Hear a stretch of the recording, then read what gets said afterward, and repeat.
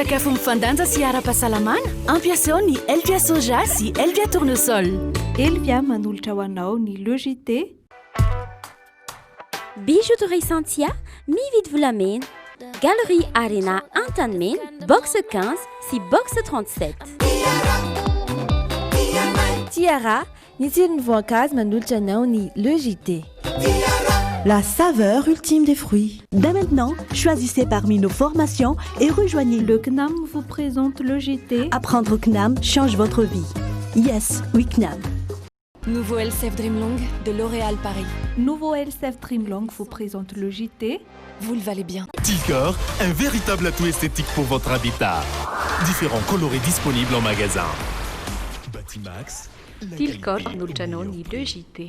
20 taona ny ara-dalana sy ny kojakojana ny moteranao samsolo be oririka ilay fantadaza amin'ny kojakoja-piarakodia koreana sy japonais ary eropeanina. Tranombarotra Samsol manolotra anao ny le JT. Paperline, le choix de votre succès. ZP miaraka amin'ny Techno manolotra anao ny le JT. Techno expect more. Stylo Schneider manolotra ho anao ny le JT. Miaraka aminao isan'andro ny stylo Schneider antoko ny fahombiazanao. Les dernières actualités avec le JT et la carte Visa Mvoul. La carte Visa Mvoul, une carte internationale, sans engagement, sans compte bancaire. Le monde entier accepte Mvoul.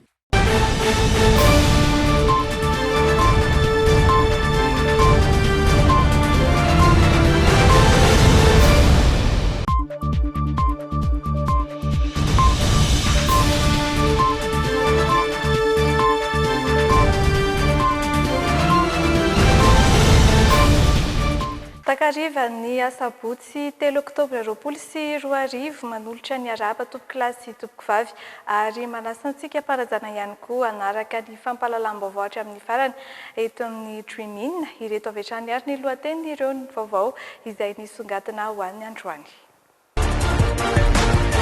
Paperline, le choix de votre succès.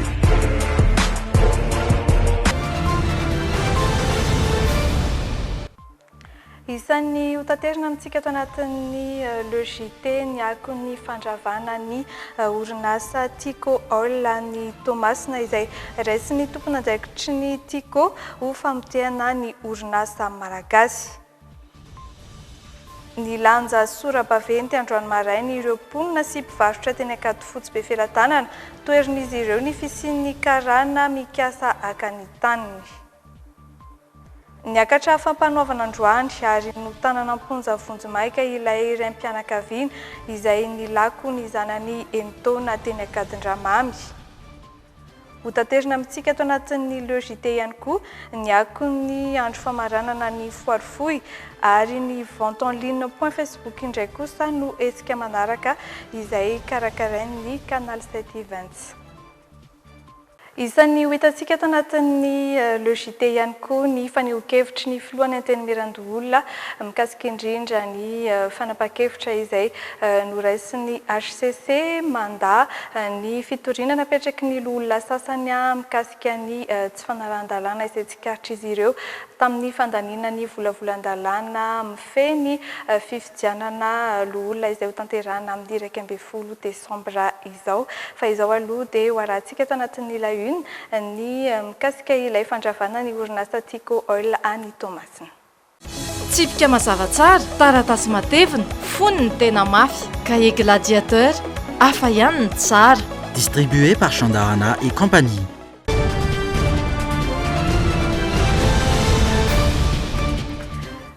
Noravan'ny fanjakana ny orinasa Tico Oil any Tomasina uzina izay mariana fa niorina ao anatin'ny faritry ny Serana-Tsambo any an-toerana noho ny fifanarahana izay natao tamin'ny taona 1970 raisin'ny tompon'andraikitry ny Tico ho famotehana ny orinasa malagasy izany arahantsika ato anatin'ity sary manaraka ity ny antsim-piriam-baovao mikasika izay.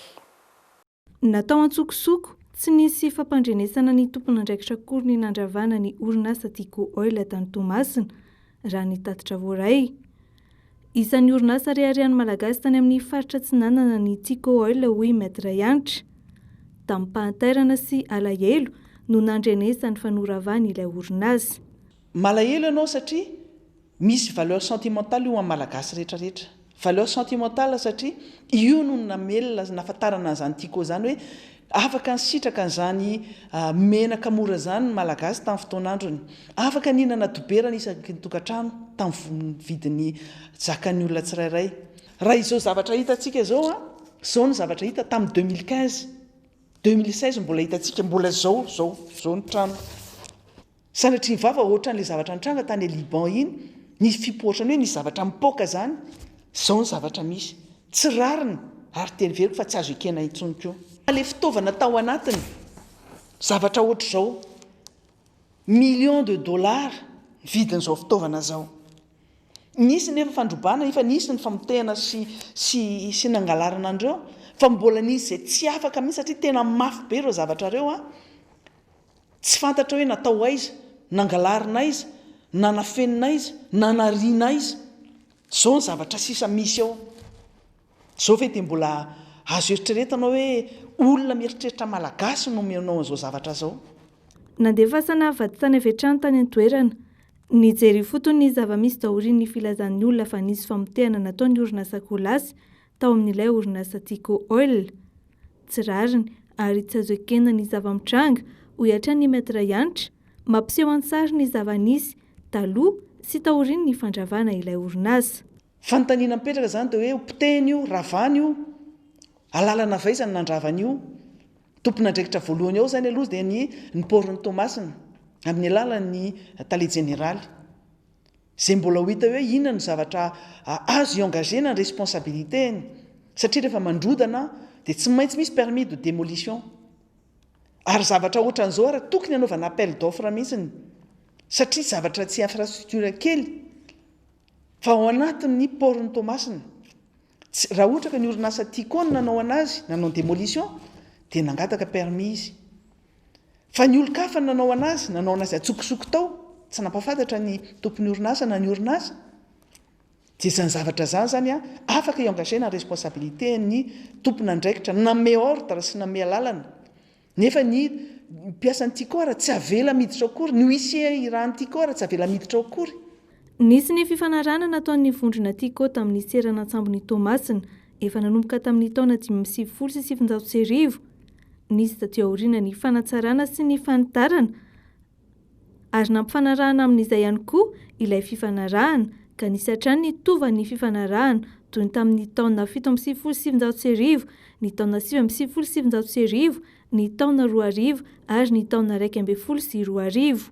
Tsy hoe nandeha ilaka ka hoe nanao didiky fe lehibe fotsiny dia hoe nanaonao zavatra tao fotsiny ny groupe Tico fa tena nazava tsara izany convention zany nge na mino fa any ampelantanan'ny SPAT na ny porony Tomasina manana an'izany tena nisy le izy raha 1995 zany nanomboka nanao convention tamin'ny porony Tomasina ny Tico mbola tsy maheran'ny Antananarivo akory ny tompon'ny orinasa. Tamin'ny 1999 zany nisy zavatra ny convention nisy annexe natao na avenant mbola tsy maheran'ny Antananarivo efa migatoko hoe maheran'ny Antananarivo fa mbola tsy président république akory izy tamin'izany. Taty aoriana na efa président république izy olo-kafa indray no nitondra ny Tico dia zavatra hafa no natao fa na izany na tsy izany ara dia mazava foana le izy hoe ny zavatra izay natao tao amin'ny porony Tomasina rehetrarehetra dia nahazo alalana daholo amin'ny alalan'ny convention izay natao tamin'ny porony Tomasina. Niezaka ny vadin-tany nanantona ny tompon'andraikitry ny serana an-tsambo Tomasina saingy voasakana hatrany izy ireo ka tsy afaka nanao ny fitsiriana niaraka tamin'ny tompon'andraikitry ny Tico ary vokatr'izay fanakasakana an'izay tsy fantatra izy ireo hoe nankaizany milina fa nanany vondrona Tico fitaovana izay voalaza fa mitentina an-tampitrisany dolara. Naka ordonnance tany amin'ny fitsarana ambaratonga voalohany tao Tomasina zany ny mpisolo vava ny Tico tamin'izany fotoana zany ty ampelantanako ity moa le ordonnance izay original mihitsy ty ampelantanako ity izay manome lalana ny solitena avy ao amin'ny orinasa Tico zany miaraka amin'ny vaditany anokatra ny toerana rehetra izay nisy ny groupe Tico tao amin'io serana an-tsambon'ny Tomasina io zany hoe raha amin'ny teny frantsay moa zany dia hoe ouverture des lieux ary saika hanao inventaire ny fananana rehetra ny tiako tao anatin'ny seranatsambo ny Tomasina io. Tony ordonnance tony dia natao ho tanterahana avy hatrany izy ity. Kanefa moa dia tsy vita izany fa dia ny tompona andraikitra isan-karazany tao amin'ny seranatsambo tao Tomasina dia somary nandrirarira ny vady tany tamin'ny fanatanterahana zany didi-pitsarana zany. Ny zavatra hita lavitra fotsiny dia mbola tazanay maso teo kosa ireo ataontsika infrastructure nareo trano lehibe zany izay nisy ny groupe Tico tao anatin'ny seranatsambo ny Tomasina. Ny fitaovana rehetra dia tsy hita kosa satria tsy navela mihitsy ary nosakanana izay tsy navela niditra tany anatin'ny toerana nisy ny groupe Tico tao amin'ny seranatsambo ny Tomasina. Nisy ny tondro zotra nosoniavy ny antoko politika rehetra ananganana ilay Fonds National de Solidarité, vola tokana nonerana ny orinasa na ny olon-tsotra vomafy sy ny tondra takaitra noho ny krizy politika tamin'ny taona 2024 i Maître Yanitra. Anjaran'ny fanjakana ny 300 ny vola mirotsaka ao anatin'izay Fonds National de Solidarité izay, ary anjaran'ny mpamatsy vola kosa ny 700. Ary tadidiko mihitsy ara tamin'ny teoloha teo dia hoe efa nisy apahany mihitsy ny ara tao efa nalefa hoan'ny apahany tokony efa nonerana ny groupe Tico. Zao tsika miteny zao dia niteny tao amin'ny CFM hoe efa nalefa ny gouvernement nalefa ny tamin'ny ministre ny fitarana tamin'ny volana août 2019 tamin'ny herintaona ny projet de décret kasika an'io fananganana ny Fonds National de Solidarité io le hoe modalité de fonctionnement sy ny pitsopitsony rehetra mikasika an'io Fonds National de Solidarité herintaona théorine zany hoe raha tamin'ny volana août tamin'ny 2019 dia herintaona théorina mahery mbola tsy misy toy an'le izy any fanjakana miandra izay volonté politique zay zany le izy zavatra maro sady atao hoe vengeance politique fa ao ihany koa zany hoe intimidation fa ao ihany koa zany de hoe resaka politika sy famitehana fotsiny zany hatramin'ny fakany zany ny tiana fongarina mihitsy zany resaka Tico zany. Ny tompon'ny orinasa no ananana olana dia ny fananany manontolo no mpitehana ohatra ny natao tamin'ny 2009 reny ihany satria raha ohatra ka nanongona nanao ny fanonganam-panjakana dia ny cible voalohany dia ny groupe Tico, ny Magro sy ny fananany rehetrarehetra zany no mpitehana sy ny dorana sy nangalarina. Arak'izany raisy ny tompona andraikitry ny Tico ho famitenan'ny orinasa malagasy ny fandravana ny Tico All Product, Mana ary Minoterie Tico, ozinina telo goavana mpamokatra menaka, lafarinina ary dibera, any Tico, any Tomasina.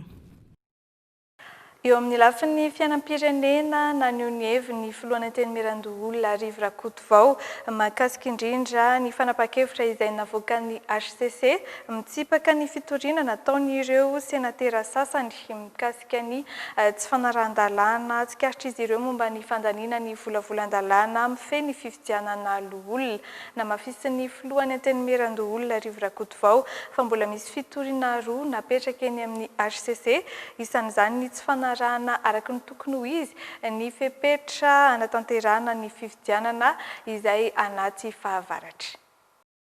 Azo raisina sady mitombina saingy tara ny fitoriana. Izay no fomba fijerin'ny filohan'ny teny Mirandoholona Rivo Rakotovao raha niresaka ny momba ilay fitoriana napetraka ireo loholona izay nolavy ny fitsarana avy momba ny lalam-panorenana ary nosokajino tsy mitombina.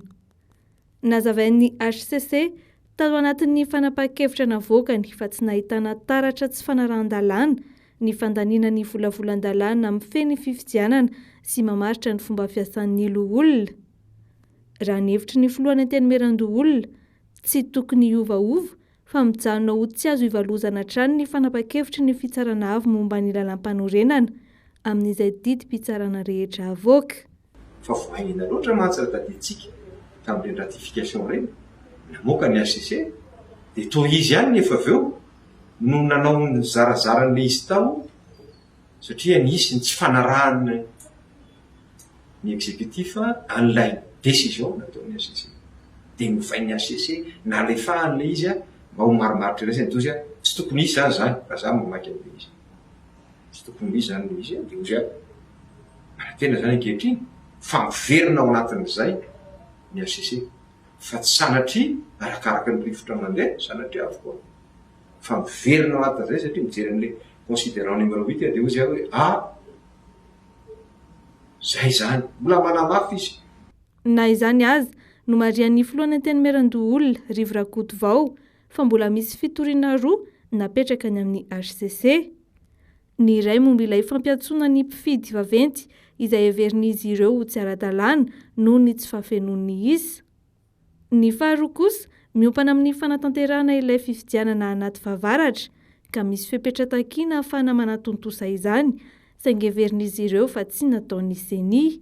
nefa zay koa zao misy jurisprudence satria tamin'ny 2015 dia nagataka ny CENI tamin'izany, nagataka mihitsy ny CENI zany tamin'izany hoe tsy maintsy alefa ty 28 décembre angamba raha tsy diso ny sénatorial tamin'izany, dia nagataka ny CENI tamin'ny HCC hoe magataka ny anareo azo atao ve ty, dia tamin'izay ny HCC namaly mihitsy hoe fa tandremo tsara fa tsy maintsy ny HCC irery ihany no afaka manome lalana miafahana manao fifidianana. Eny na dia misy ary ny article 53 izay milaza hoe rehefa tapitra ny mandat ny président na ny zay olona fidiana zany dia azo atao tsay amin'ny droit zany, dia zay ny exception zay fa tsy maintsy angatahana. No marian'ny filohan'ny anteny merandoha olona nandritra ity resadresaka ity fa tsy tokony izy varimangatsiaka ary tokony hafainganina ny fandraisana tanana ny fitoriana tonga ny amin'ny fitsarana. Namafisy ny atrandra teo ny mahazava-dehibe ny fampiarana ny mangarahara mba hanalana ny ahian'ny olona eo amin'ny fahefam-panjakana sy ny fanatanterahana ny ara-dalàna. Ireny zao le resaka doublon tsisy miteny mihitsy eny hoe izy ny mangaratra izy ny tsy mangaratra, fa misy fisehoan-javatra izy misy olona miteny dia anjaratra ny fanjakana manadiady amin'izay aveo ilay mandeha fanadiadiana amin'ny toy ireny tsy manamerika an'izany izy. Misy ihany koa ny fitoriana apetraka ny olona amin'ireny vaovao mivoaka ireny ary voasoratra mihitsy hita soratra moa reny resaka fitantanana tsy mangarahara ateny amin'ny CCO zay aloha ny hita dia miandritsika misy fitoriana ireny dia miandritsika za tsy afaka hitsara ny fitsarana, tsy afaka hitsara fitsarana fa mba mitaky any kosa nefa hoe mba tokony andingakaingina zay efa mba mipetraka any ohatran'ireny aingana be amin'ny zavatra hafa ireny. Faharoa amin'ny zavatra fitantanana fanjakana fifidianana ny resahana zany kosa tokony fanjakana mihitsy ary miezaka manadino ny sain'ny vahoaka zay mpitory akory fa ny sain'ny vahoaka satria io ne zany le mara-pifanakaiky ny vahoaka sy ny mpitondra mba tsy hitombo andro aman'alina zay elanelana. Fananao etsika ny lanja sora-baventy androany maraina ireo mponina sy mpivarotra teny amin'ny rue 19 Ankadifotsy Befelantanana manohatra ny fikasana karana aka ny tany izay misy ny fivelomana sy efa noajarian'izy ireo antaonany maro. Mitatitra ny vaovao mikasika izay amintsika ry Andry Lalàn'Andriamasy sy misy Sara Safinjatovo.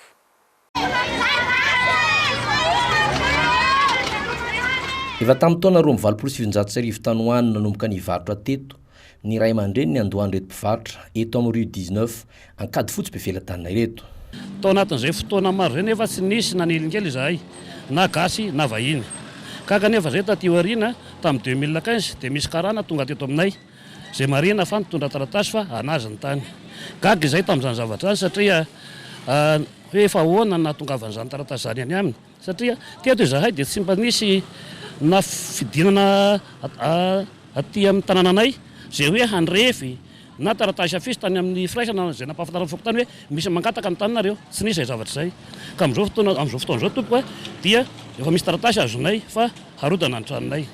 Ary ny akamaroanay izay olon-dehibe dia efa ataoko hoe eo amin'ny 5 aman'enina eo sisa fa ny taranaka zany ny tena mbola eto amin'izao fotoana izao ka ny zavatra tena mampalahelo anay dia araka le teny teo zany hoe le karana tsy fantatra akoriny nefa dia tonga tamin'ny teo akaiky ny tapabolana teo zany laza fa tsy maintsy miala eto amin'ity toerana ity zay ary tao anatin'izany dia tena mahalehibe ny tena moa dia taitra dia tena ny hoe narary mihitsy ara teo anivon'izany. Za tompoko dia tena manamafy mihitsy fa reo olona mitarain'ireo no nanajary an'io tany io zay tsy navazana tany eto dia hitanay mihitsy no nivarotany voalohany teto. Fa tsy mbola nisy olona mihitsy zany fantatra hoe tompon'ny tany hatramin'izay? Tsy misy satria tany mpanjakana io tsinona dia samy mamaroparitra teo dia mivarotra dia izay no nampatonga an zareo hoe nanajary an'ilay tany. Fa izareo manefa didy tsara amin'ny fokontany? Manefa didy amin'ny fokontany izy, manana carnet fokontany dia mandoa etratrano. Satria reo trano ireo izany trano azo dia tamin'ny teteza mito ireo natao trano biriky dia zareo ihany nanao anazy. Ny antombony taranaka rehefa nodimandry rahateo ray aman-drenin'izy ireo dia niezaka nangataka ny azahoan'izy ireo ny tany. Izay efa nanao fangatahana tamin'ny 2012 sy 2016. Tamin'ny 2012 tompoko dia zahay anankiroa solitena zay hitan'ny fanjakana fa mbola tsy ampy taona tokony nanajary satria teo amin'ny 20 taona zay mbola zay tokony tsy afaka hanajary ny tany. Satria ny ray aman-dreny taloha tsy nangataka. Dia ny faharoa indray 2016 nanome procuration olona anankiray tato amin'ny fikambananay zay mitavoaka miaraka aminay. Dia ny olana tamin'izay fotoana zay ndray efa niteny le olona tamin'ny nangateranay ny dossier tamin'ny tribunal hoe ty nge raha vao tsy sécurité juridique-nareo dia tsy azonareo tany io. Dia avy eo ndray nameranaka juridique eto amin'ny domaine. Zay mbola tsy nasiany zareo sécurité satria mety fantatrareo hoe hangataka ny tany zahay. Dia nivaly moa izy tsy esikarana na olo tsotra zay nanakana anay na gasy amin'ilay tany fa azonay normal ny tany raha ohatra ka nisoratany domaine ny sécurité amin'ny juridique. Dia zay tompoko ny olana eto aminay. Eto moa ny juridique zany dia mbola tsy misoratra amin'ny karana satria azonay tamin'ny 2016 zao ty juridique ty zay mbola mirakotsehany le izy. Ato koa ny plan zay tsy atana ny titran'ilay karana mihitsy na ny kely azo ato amin'ity plan ity. Nakavoaka zay rehefa nakavoaka moa zany dia tsy nanatrika ny zavatra niseho teny amin'ny tribunal fa dia netehitra ny avoka ankehitriny ireny efa moa zany dia tonga ny apela hoe resinareo dia napakatra ana moa zany zay. Dia mivoaka ndray fa amin'ny 22 oktobra indray zany no nanaovany ny apel. Dia zavatra moa zany tena ohatry hoe afangan'ny be misy le izy. Dia ankehitriny moa zany dia karana hatramin'izao dia efa tonga mandehandeha eto mizerizery tsy misy miala ireo olo ireo. Ka ny tena marina moa zany karana dia mampiasa ny volany ary tsy maintsy miala dia eo zany mampitaitaina ny vahoaka ny atiny dia zao miteny hoe eto na zavatra ray na trano ray na tamingena zavatra tsy mbola misy zavatra ny karana eto. Ary le olona nivaritra tamin'ny karana kosa dia olona zay olona karazana olona nanao fisolokiana nahavitany taratasy osiko ny atiny dia zao aona moa ianao mipetraka to tokony hoe maninona raha nivaritra fa nanano trano kelikely tery amin'ny sisiny tery izy dia maninona tokony anazy no namidiny fa tsy neny vahoaka ray manontolo ny aramidiny. Dia zay zany tena mampalahelo anay vahoaka amin'ity toerana ity. Amin'izao fotoana efa dia misy karana iray mitonona ho tompony tany. Nampiseho taratasy ny tany mihitsy ity farany ary mandroaka ireo malagasy nanajary ny tany. Miantso ny fitondram-panjakana noho izany ireto mpivarotra amina trano eva misy 70 sy 20 amin'ity tany maso LXXX1 eto amin'ny rue 19 ankady fotsy mpivelon-tanina ireto. Ao moa zany misy ray aman-dreny efa lasa zay taoko hoe dirana takatra tokoa satria miakatra ny tension misy ny fahafatisana tapoka noho ny zay problema tamin'izay fahatongavale karan'izay. Keto moa zay ray aman-dreny zay tondra ny teny ho anareo amin'ny hainao manjery mba mankataka amin'ny fanjakana zahay mba zareo mivahoaka satria mizaly loatra zahay. Satria raha ohatra zao ny mahazo ny malagasy zay gasy zay karana anankiray ve no atakalo vahoaka 300 isa. Ka no angatanay zany dia mba hijerevana anay reto vahoaka tao amin'ity rue 19 ty fa tena mijaly izahay ao anatin'ny tena fahasahiranana antsika vahoaka malagasy nefa dia izao indray ve mizavatra anjoanay izany dia mangataka amin'ny manam-pahefana izay mba hijery zay tokony no hanaovana anay ary ny tena irinay tompoko dia mba azahoanay ny taratasy mazava mba hanananay an'izao toerana efa nazarinay efa nanomboka tamin'ny 420 zao.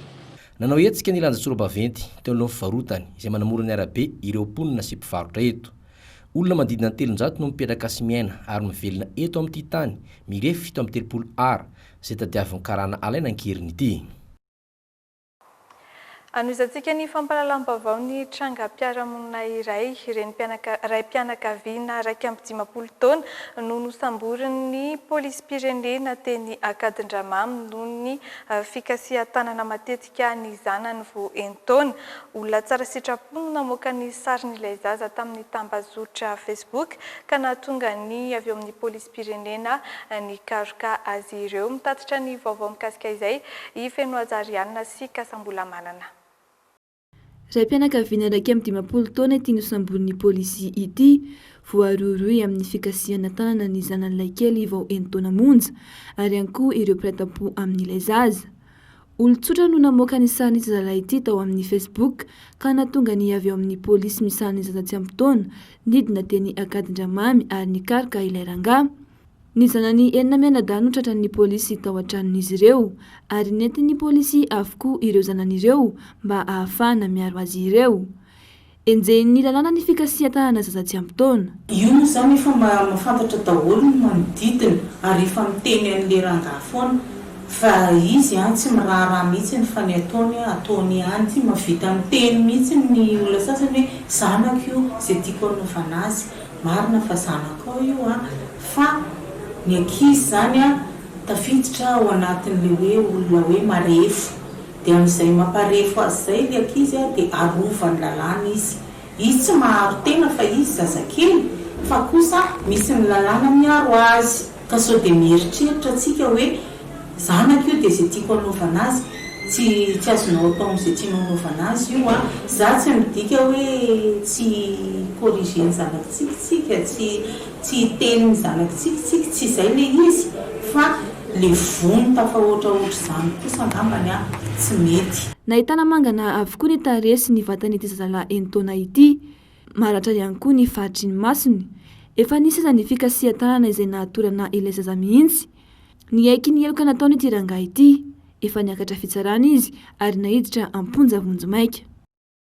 Ankoatran'ny maresaka iraisam-pirenena sy ny lafin'ny fanatanjahantena dia isan'ny hoentina amintsika ato anatin'ny tapany faharoan'ny lojite ihany koa ny mikasika ny fahasalamana indrindra manodidina ny coronavirus.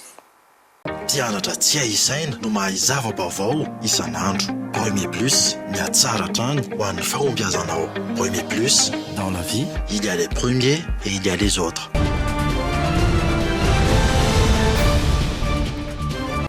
Tato anatin'ny 4 ora farany dia tsy nisy olona nodomandry lavo ny valanaretina coronavirus raha ny tatitra voray androany. Na izany aza dia misa 40 ireo tranga misy fahasarotan'ny sorotraretina. Eny amin'ny 30 kosa andanin'izay ireo tranga vaovao tamin'ny fitiliana natao izay misa 700 ary nisy 4 ny cas importé izany hoe ireo olona tonga avy amin'ny alalan'ny sotram-piaramanidina avy any ampita. 30 kosa andanin'izay ireo sitrana soamantsara. 7,500 ny olona natao fitiliana fakana singa no nahitana ny tsy mikaretina. Ho an'ny Analamanga, 15 nisan'ny tranga vaovao, 7 no sitrana soamantsara ka ny 4 amin'ireo nanaraka fitsaboana tany an-trano avokoa. 4 kosa ny tranga maneho fahasarotana ny sorotraretina. Any Vakinankaratra, 2 no sitrana soamantsara. Aloatra Mangoro, 3 ny tranga vaovao. 3 ihany koa ny sitrana soamantsara tao Ambatondrazaka.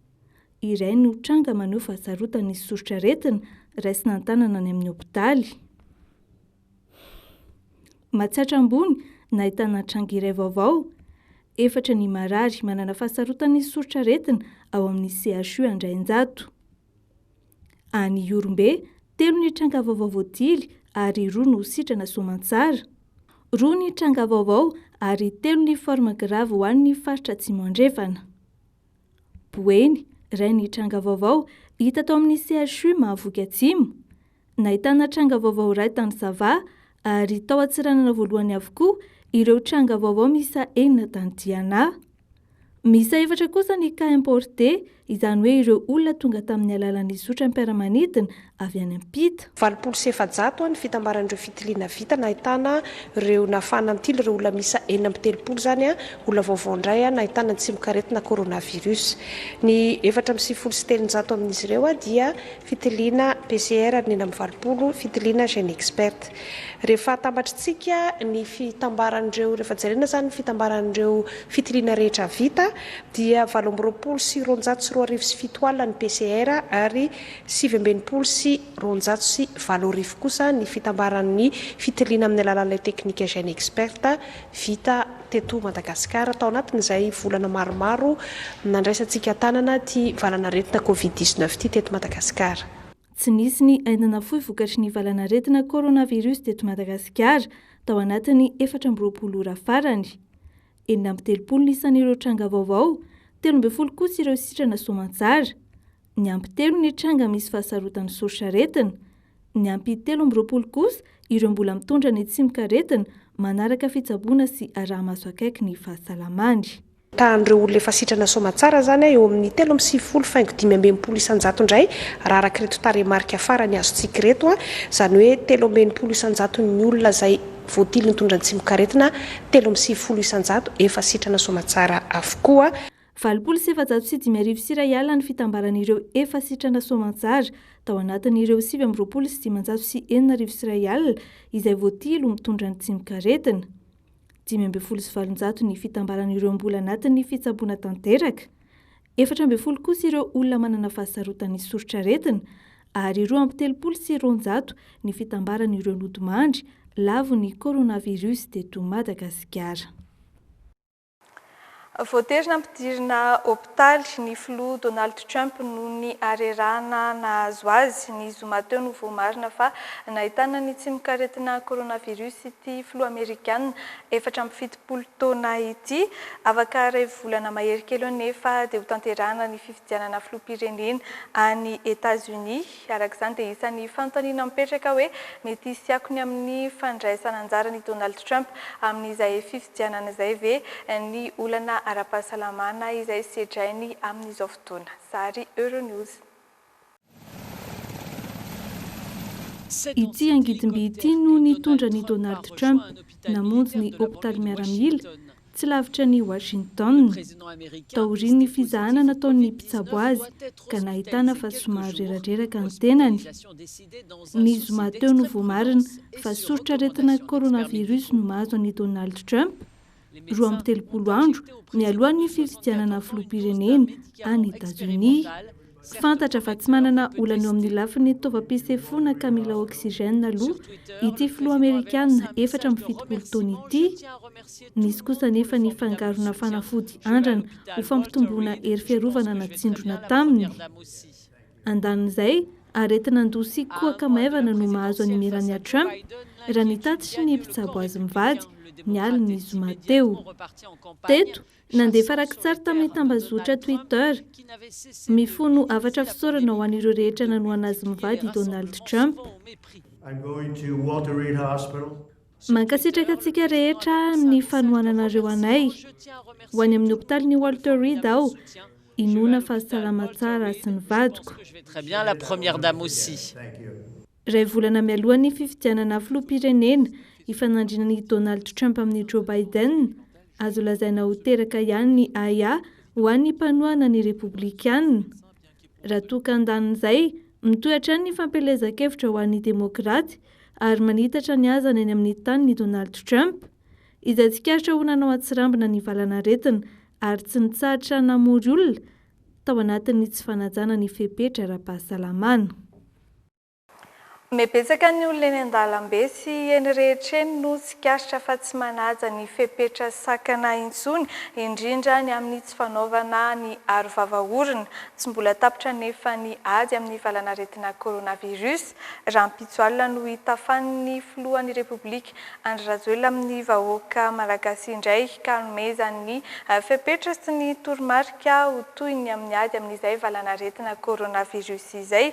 Mitatitra ny vaovao amintsika kosa Angela Lenandriamasy misara safinjatovo. Efa manomboka mivahava ny fanaran'ny olona ireo fepetra sakana tsy paritany valanaretina Covid-19. Maro efa tsy manao aro vava orona intsony ary betsaka ireo manao izany kanefa tsy manarona orona na any ambanin'ny saoka.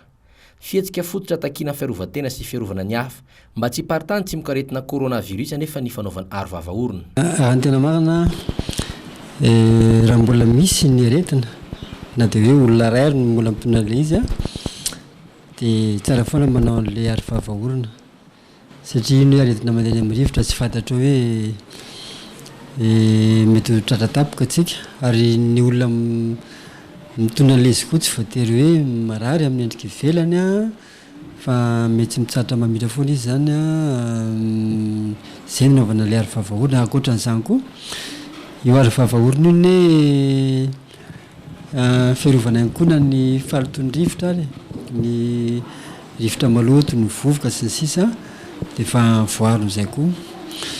Io zany ny fiarovana tsara indrindra raha hoe tsy maintsy voaka ny trano hiasa sy manao ny zavatra andavanandro. Imbetsaka izay no nanentana ny tokony anajana trano ireo fepetra sakana ireo rehetra nifandimby ny teny tamin'ilay fandarana manokana isaky ny atoandro. tsy mbola tapitra ny ady ary matahotra nisy nionja faharoa toy ny misy amin'ireo firenena maro maneran-tany izy ireo. Tapitra amin'ity farany an'andro ity indray ny amena ara-pahasalamana. Andrasana no toy izany. Andrasana ihany koa ny tafampanatanteraka amin'ny vahoaka ho an'ny paikady sy fepetra itoizany ady amin'ny valaretina Covid-19. Raha araka ny vaovao miparitaka amin'ny tambazotra Facebook dia ainga avy any Tolanaro ny tafan'ny filoham-pirenena raha mipitso alina. Efa manomboka mahazo vanana eto amintsika ny fitness na ny kotrana hanatsarana bika, tsy afananoatra ireo efa mpanao izay nandritra ny fotoana ny fiboana ary vokany dia maro ireo niverina ny angeza indray. Manomboka efa nitofana kosa amin'izao ny salle de fitness toy ity iray izay notsidian'ny Andrialamandriamasy sy misy tsara safinjatova ity. Isan'ireo tovovavy nikotrana foana fa te hanana bika tsara iravaka. Tsy tapaka namonjy anirony efitrano fikotranana na salle de fitness irony izy. Noho fiboana nefa dia tsy afananoatra fa nijanona tao an-trano foana izy. Tena nanosika nanao an'ilay fitness ary matetika moa izay foana manosika an'io le fanenana vatana sy anamboatra bika ihany koa. Zao mahita tombony. Mahita tombony be mihitsy satria tsy vitany hoe miena fotsiny ny vatako fa ny fahasalamana ihany koa dia tena lasa tomombana tsara manao an'ilay sport fitness. Zany hoe mandritra fiboana zany mbola nanao ihany dia tena nanao. Ie, mandritra fiboana atao an-trano mbola nanao foana ihany. Zao vita ny fiboana somary nahazoazo vatana kely daholo afaka tonga aty daholo manao an'izay fanenana vatana kely izay. Tsy izy rery fa maro ireo tafajanona tsy fidiny tamin'ny kotrana nandritra fiboana. Nisy ireo mba fetsifetsy ka nifanaraka tamin'ny coach mba ampikotrana manokana. Tena niaritra ady mafy aloha fa zany hoe napetraka amin'ny tao ambony dia mba sao velona izao ihany. Tena betsaka aloha zany no minsista hoe mba sivona kotrana en plein air na ohatra zany fa niezaka izay zany na amin'ny fahapotsy iray mitsidika ny tokantranon'ny olona zany hoe particulier. Amin'izao fotoana efa afaka manao fanazarantena ka efa nitofana ny salle de fitness toy ity iray notsidinay teny Soavamasoandro ity. Ankoatra ny fananana bika tsara sy manintona olona dia tombony lehibe amin'ny fikotranana ny fahazoana fahasalamana. Akasitrana trano isika manaraka ny logité eto amin'ny Dreaming tapitra androany ny foire foy izay notanterana teny amin'ny plaza Ampeflo samy afapo na ireo mpikarakara na ireo mpandray anjara tao anatin'izay 3 andro nisy hetsika izay ny hetsika ara-barotra vente en ligne point Facebook indray kosa no hetsika manaraka izay karakarain'ny Canal 7 Events mitatitra amintsika ny fanampanazavana mikasika izay ifeno ajarianina sy kasambola-manana. Betsaka ireo mpitsidika tonga teto amin'ny plaza Ampeflo androany andro fahatelo sady farany izoran'ny foafoy afapo tanteraka ireo mpivarotra nandray anjara tamin'izany. Izay aloha tena afapo nina zany karakarain'ny Canal 7 Events dia afapo foana izay hatreto satria natao ara ny namiana ara-pahasalamana dia hita hoe zareo tena mavita an'ilay hoe zao miditra ny olona miditra ato afapo izay na ny olona mividy sy ny sisa dia afapo foana izay. Koa ny hetsika foifoy tamin'ity aloha mahafinaritra ihany fa noho izay misy anazy amiana ara-pahasalamana izay dia tsy mitovy ny isa-taona ilay izy fa somary latsaka kely. Nenay moa fahitanareo zao kilalao sy kojakojan-jazakely dia izay no tena be mpitady ato aminay. Ho anay mpivarotra aloha zany dia tena nahafapo tanteraka satria tao anatin'izay 3 andro izay dia hita hoe somary nila nivoaka ny olona ary nila ny etsena mola izy nivondron'ny Canal 7 Events tamina toerana anankiray efa ela ihany koa tsy nisy an'izay hetsika izay dia hitako hoe maro ny tonga araka ny hitanareo ohatr'izao zao dia tena maro dia maro ny olona tonga na ny nanomboka ny alakamisy ny zomary ny anio moa zany dia tsika moa zany mbola atoandrotoandro zao fa tena betsaka ny olona tonga ary betsaka ihany koa moa zany tonga nanjifa satria maromaro ireo karazana entana hitantsika tato amin'ny foire foy hitantsika tato avokoa ny resaka tek habillement ny resaka sakafo dia tena afapo tanteraka dia mankasitraka indrindra ny Dreaming sy ny Canal 7 indrindrindrindra nanatotosana izao hetsika izao. Afapo tanteraka ihany koa ny Canal 7 Events tamin'ny fikarakarana tamin'ny tapam-marina teo ohatra efa natratra 700 ireo mpitsidika. Izay avy aty amin'ny Canal 7 Events dia manolotra ny fisaorana ho an'ireo izay nandray anjara tamin'ity foire foy ity satra betsaka anareo izay no nifatokisanareo ary manantena ny fiaraha-miasanareo amin'ireo hetsika maro izay mbola ho karakaranay any aoriana. Mankasitraka anareo mpitsidika ihany koa mbola tonga nitsidika an'ireo stand maro be tetỳ amin'ny foire foy. Araka ny fanambaranay dia maro ny hetsika voatanterahinay amin'ity volana oktobra ity ka anisan'izany ny vente en ligne.fb na ihany koa ny vente en ligne.facebook izay voatanterahina ato amin'ny plaza Ampefilo ihany amin'ny herinandro izao ny fahavalo, ny fahasivy ary ny fahavolo ny volana oktobra. Tsy miova hatrany ny vidivirana fa 2,000 ariary monja. Ivondronan'ireo mpivarotra ao anaty Facebook ity hetsika vaovao ity, maro ireo entana ho hita amin'izany. Mbola malalaka ny toerana manireo izay te handray anjara amin'izay. Fotodrafitrasa maro mamaly ny etaetan'ny vahoaka toy ny fanamboaran-dalana sy ny fahazoana rano fisotro madio no vita ny faritra Analamanga. Toerana maro no nisitraka izany toy ny Elivato sy ny Analamanga Park. Nanao fanadihadiana mikasika izany koa sy Andry Lalena Andriamasy Misara Safinjatovo. Toerana roa no nahavitana lalana Rarivato izay isan'ny mampikaikaiky ireo mponina hatrizay. Lalana mampitohy ny komina Ambatolampy tsy mahafotsy amin'ny Anjomakely. Enivato sy ny lalana eny amin'ny komina Nosiala. Izao tamin'ny amin'ny Amoroa zay miarana an-dranomasina. Romaraina. Dia firy tonga tany Ivato taloha zay tena eo amin'ny adiny 3 mahery eo. Zao fa adiny 2 mahery kely fotsiny. Nahazo rano fisotro madio ihany koa ny Fokotany Soavinarivo Ambatomainty ao anatin'ny komina Ambatolampy tsy mahafotsy. Pompe-drano enina no izarana izany ho an'ny mponina. Hitantsika teo efa misy borne fontaine 4 enina izy io izay amatsy rano madio fisotro ho an'ny mponina eto zany. Hitantsika teo fotodrafitrasa hoentina manatanteraka an'izany. Teo am-panomboana dia nisy ihany tokoa ny olana dia rehefa fitadiavana ny loharano zany izay ijerena anganan'ny rano kanefa moa rehefa mifampidinika tamin'ireo fokon'olona zany dia hita ihany marimaritresana dia tanteraka soamatsara ary dia efa ho vita tsy ho ela atao anatin'ny fotoana fohifohy izany fahazoam-ponina rano fisotro madio izany. Misy hatrany amin'ny 900 tafo any ny vahoaka izay isitraka n'io rano io ka hitantsika amin'izany fa maromaro ihany zany ka raha ho tohizantsika hatrany zany ezaka zany amin'ireo fokotany izay mila izany rano fisotro madio zany. Ankoatr'ireo dia vita ihany koa ny fitarihan-drano avy any amin'ny 3 kilometatra mialan'ny tanàna ho amin'ny Analamanga Park eny Ambalavao Tsimon-drano. Vita tsara ary mandeha tsara avokoa ny rano any amin'ny bungalow tsirairay ary feno tsara ny piscine rehetra miisa 2 ka piscine chauffante ny iray. Raha nokasaina isokatra ny volana Jona lasa teo ity toeram-pialamboly ity dia mihemitra kely izany noho ny amena ara-pahasalamana izay nanova zavatra maro be teo amin'ny tetiandro ny orinasa nantanteraka ny asa. Fanofaranana ny zoma teo ny fanamariana ny fankalazana ny 500 taona nahaterahan'ny Mahatmagandy nisy ny fametrahana tobim-pamokarana angovo amin'ny alalan'ny herin'ny masoandro natao teny amin'ny masoivoan'ny Inde. Entina indrindra namariana ny ady amin'ny herisetra amin'ny natiora ny tsisin'izay herisetra izay raha teo no isan'ny nitoloman'ny Mahatmagandy fony fahavelony ho arantsika ary ny sary narindra ny Doda Rajarinjato mifandray amin'izay vaovao izay. Mahatma Gandhi, olomanga ho an'ny firenena indiana, nitolona mafy amin'ny tsisian'ny herisetra. Mifanandrify amin'ny famaranana ny fanamariana ny 500 taona nahaterahany 2 oktobra, andro iraisam-pirenena ho an'ny ady amin'ny herisetra. Navoatra kokoa teto ny herisetra amin'ny natiora izay nahalany tamingana ny zavaboary ary niteraka fahasimban'ny tontolo iainana sy ny fiovan'ny toetrandro.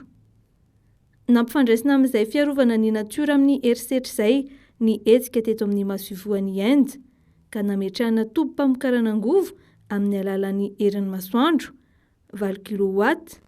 Ny masoivo eto Madagasikara zany no masoivoan'ny Inde voalohany maneran-tany miroso amin'ny fampiasana ny angovo azaovaozina. Mifanaraka indrindra amin'ny vinan'ny fanjakana malagasy izay fampiroboroboana ny angovo azaovaozina izay ary endriky ny fandraisana anjara amin'ny fiarovana ny tontolo iainana. Hoy Mahatma Gandhi hoe metezo fiovana tianareo ho hita eo amin'izao tontolo izao. Ka ny fametrahana ity tobim-pamokarana angovo amin'ny herin'ny masoandro ity no ohatra amin'ny fiovana tianay ho hita maneran-tany. Nanamafy ihany koa andanin'izay ny Prime Ministre Ntsay Christian fa tsara lainy tahaka ny fihetsika ataon'ny Inde amin'ny fanomezana vana ny fampiasana angovo azaovaozina.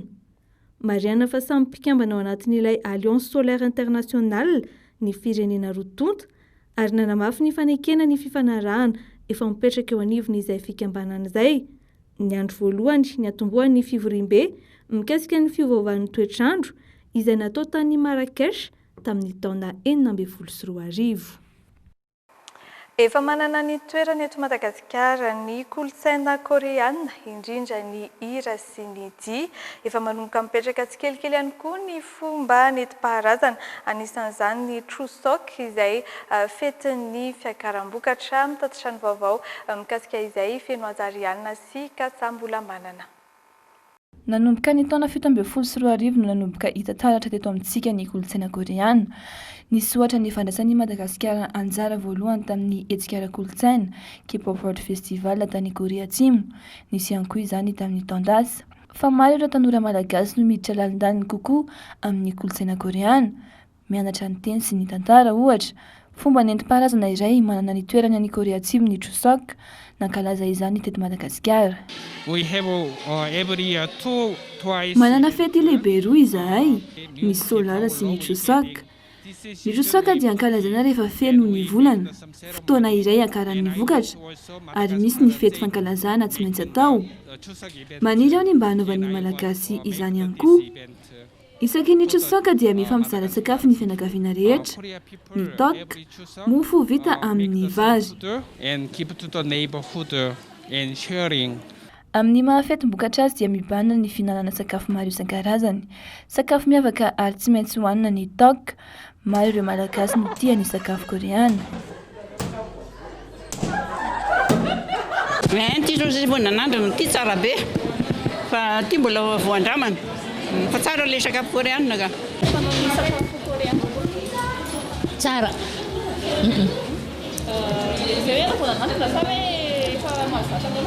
Zay vao zananandro. Mibahana amin'ny fankalazana ny Chuseok ihany koa ny famangin'ireo zanaka ny ray aman-dreny.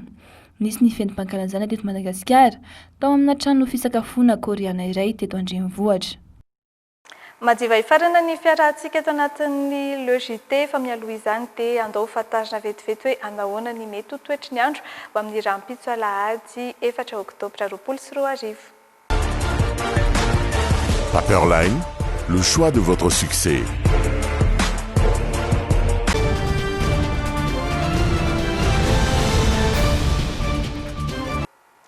Tsiodrivotra mafana izay tsy maro toerana no andrafitra ny toetrandro saingy hidina miandalana ny hafanana manomboka amin'ny alatsinainy izao raha ny fampitam-baovao avy amin'ny meteo malagasy ho amin'ny rampitso alahady 4 oktobra 2024 dia tahaka izao ny mety ho toetry ny andro ifandiminy rahona sy ny masoandro ho an'ny faritry Diana sy Isava eo anelanelan'ny 20 degré Celsius hatramin'ny 4 degré Celsius ny maripana. Ifandiminy rahona sy ny masoandro ho an'ny faritry Melaka, izy kosa ny orana tandrivon-drahona ho an'ny faritry Betsiboka sy Boeny ary Sofia 20 degré Celsius ny maripana ambany indrindra ary 4 degré Celsius ny maripana ambony indrindra. Ifandiminy rahona sy ny masoandro ho an'ny faritra Analanjorofo, izy kosa ny orana manifo ho an'ny faritra Atsinanana sy Aloatra Mangoro eo anelanelan'ny 20 degré Celsius sy ny 30 degré Celsius ny maripana. Ifandiminy rahona sy ny masoandro ho amin'ny rampitso ho an'ny faritra Analamanga sy Vakinakaratra, izy kosa ny orana manifo any amin'ny faritra Bongolava sy Itasy 15 degré Celsius ny maripana ambany indrindra ary 30 degré Celsius ny maripana ambony indrindra. Samy ahitana orana manifina ny faritra Moronmany, Matsiatra Ambony, Vatovavy-Fitovinany ary Atsimo Atsinanana. Ifandiminy kosa ny rahona sy ny masoandro ho an'ny faritry Orombe eo anelanelan'ny 19 degré Celsius sy 30 degré Celsius ny maripana ho amin'ny rampitso. Samy ifandiminy ny rahona sy ny masoandro ho an'ny faritra Androy, Menabe ary Atsimo Andrefana, izy kosa ny orana manifo ny faritra Anosy manodidina ny 20 degré Celsius sy ny 30 degré Celsius ny maripana. Hatreny koa ny fiarahantsika tompoko lahy sy tompoko vavy ankasitrany ianao nanaraka ny logité hatramin'ny farany, mirary farany herinandro finaritra ho antsika rehetra mandrapitafa tompoko lahy sy tompoko vavy.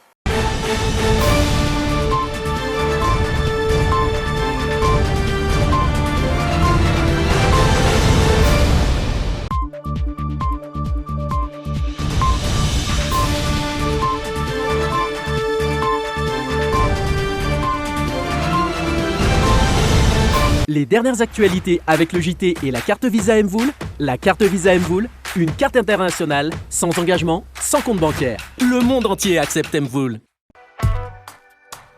Bijouterie Santia, mi-vite vous l'amène.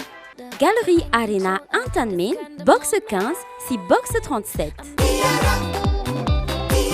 Tiara, ni tirne voankazo manolotra anao ni le JT. La saveur ultime des fruits. Tilcor, un véritable atout esthétique pour votre habitat. Différents colorés disponibles en magasin. Batimax. Tilcor, Nuljanoni, le JT. Nouveau LCF Dreamlong de L'Oréal Paris. Nouveau LCF Dreamlong vous a présenté le JT. Vous le valez bien. Mpianatra tsy aisaina no mahay zava-baovao isan'andro. Premier Plus, mihatsara hatrany ho an'ny fahombiazanao. Premier Plus, dans la vie, il y a les premiers et il y a les autres. Dimy amby roapolo taona ny ara-dalana sy nikojakojana sanany moteranao Shamsul Beoririka ilay fantadaza amin'ny kojakoja-piarakodia koreana sy japonais ary eropeanina. Tranombarotra Shamsul manolotra anao ny le JT. Fety be miaraka amin'ny Techno manolotra anao ny le JT. Techno expect more. Stylo Schneider nanolotra ho anao teo ny le JT. Miaraka aminao isan'andro ny Stylo Schneider antoko ny fahombiazanao. Sakafo mifandanja sy ara-pahasalamana ampiasao ny Elvia soja sy Elvia tournesol. Elvia nanolotra ho anao teo ny le JT. Dès maintenant, choisissez parmi nos formations et rejoignez. Le CNAM vous a présenté le JT. Apprendre au CNAM change votre vie. Yes, oui CNAM.